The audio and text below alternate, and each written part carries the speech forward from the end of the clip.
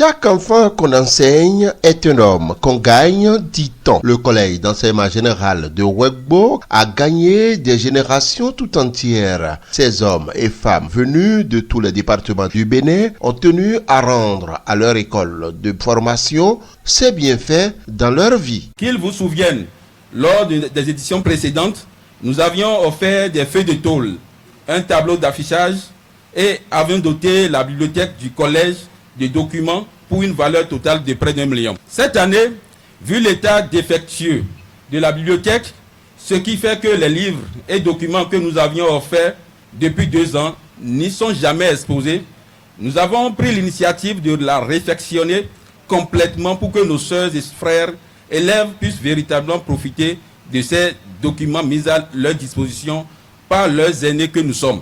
Le CEG Ouegbo, comme vous le voyez, vous le constatez, n'a peut-être pas changé. À ma prise de service, j'avais rencontré le bureau APE après avoir entendu beaucoup de choses.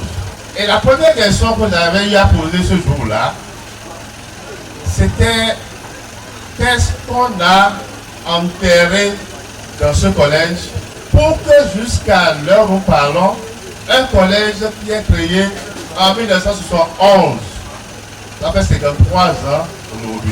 Et beaucoup de gens sont passés par ici. Ce collège a formé beaucoup de cadres qui sont ici présents. Qu'est-ce qui se passe et ça ne marche pas? À cette interrogation de l'actuel locataire du collège, l'amicale des anciens élèves du CEG Ouegbo répond progressivement à travers des gestes qui consistent au règlement progressif des différents maux qui minent le développement du collège.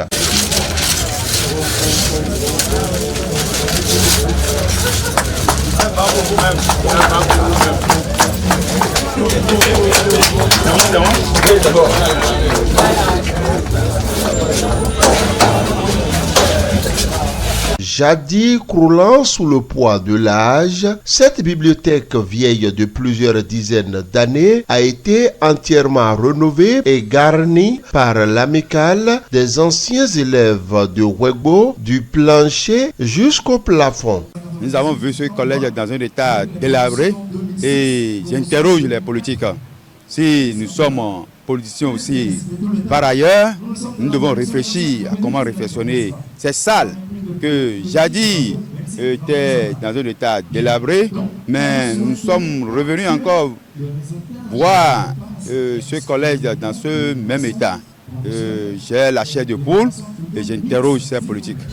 On a quitté cette école en 95, après le brevet.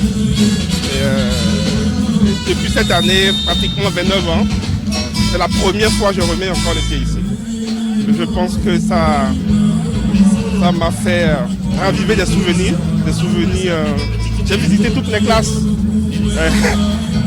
Toutes les classes où j'ai fait 6e, 5e, 4e et 3e. Et ce qui m'a frappé, en dehors quelques changements, quelques nouveaux bâtiments qu'il y a au sein de l'établissement, rien n'a changé. Je dirais rien n'a changé parce que j'ai retrouvé les bâtiments exactement comme c'était pendant notre période. Et ça m'a fait un peu de peine de constater que presque 30 ans après, il n'y a pas une évolution. Et c'est là que j'ai compris ce que mes amis, mes frères, ceux avec qui nous avons eu à fréquenter cette école ont pris l'initiative de faire quelque chose.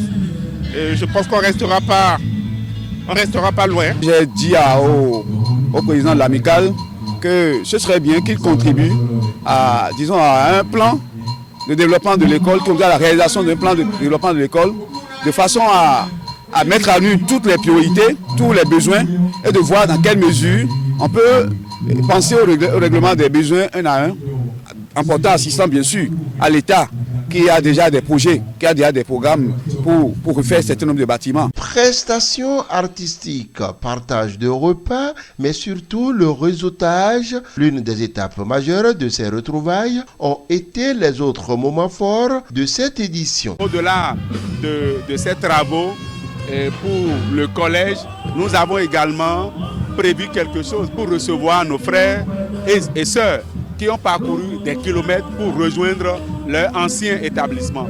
Je dois remercier les partenaires parce que parmi nous, il y a des entrepreneurs, il y a des directeurs d'entreprise aussi, et qui sont là et qui ont contribué réellement et efficacement même à nos retrouvailles.